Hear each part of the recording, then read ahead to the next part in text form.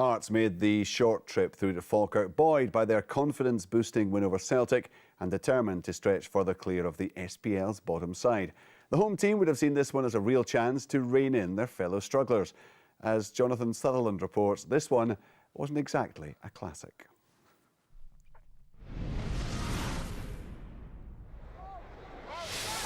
You can normally gauge the standard of quality and entertainment from a football match by the quality and entertainment value of the incidents that manage to make it into the highlights. Clearly, as programme makers, we want to make it as entertaining as possible, but sadly, given the rest of the offerings at the Falkirk Stadium, this rather tame effort from Carl Finnegan is included here in the final edit. We do apologise. A rather gentle save for Hearts keeper Marian Kello, to say the least. But next, a swashbuckling punched clearance from Falkirk keeper Robert Oleshnik, and Falkirk were off in attack. In truth, the SPL's bottom club had the better of the chances in the first half. Ryan Flynn with the lung-bursting run down the centre of the park, but sadly, the final shot was awful. Falkirk with only 14 goals from 17 SPL games this season. Still, Hearts have only managed 16 goals themselves as they continue to play a style of football that never seems to involve playing more than one striker. And as it was, their chance of a goal came courtesy of a defender. José Goncalves going down under a challenge from Darren Barr. Penalty decided referee Callum Murray. The Falkirk captain adamant that it shouldn't have been given, and many would agree. Whatever the debate, Michael Stewart ruthlessly put Hearts 1-0 up as the boos rang out from the home fans all around the stadium. This crucial goal coming at that cruel point just before half-time.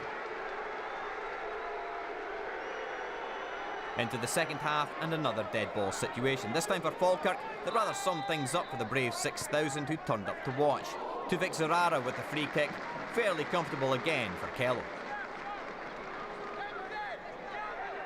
Falkirk were the more lively side after the break. Everyone ignored the poor Hearts defender who fell to the ground as play raged on.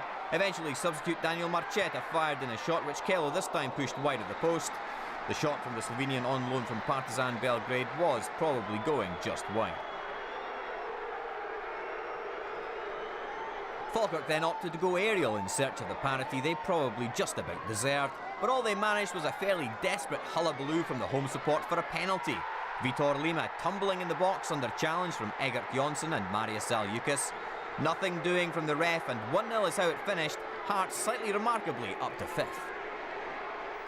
Eddie May less than happy with his team's performance, but Hearts were pleased with the results. Billy, it's back-to-back wins for them. They are pushing up the table a wee bit. It was courtesy, as it quite often is, of a Michael Stewart penalty. First and foremost, was this a pen? It's another difficult one for the referee, Richard. He's very close. You see at this angle, no doubts, now, is he? Goncalves is at pace, rides the first tackle. Why does Dan Barr even think about doing that? Just leave him then and don't give the referee an option. But the captain stands up to the plate. He's taken some important penalties and scored them.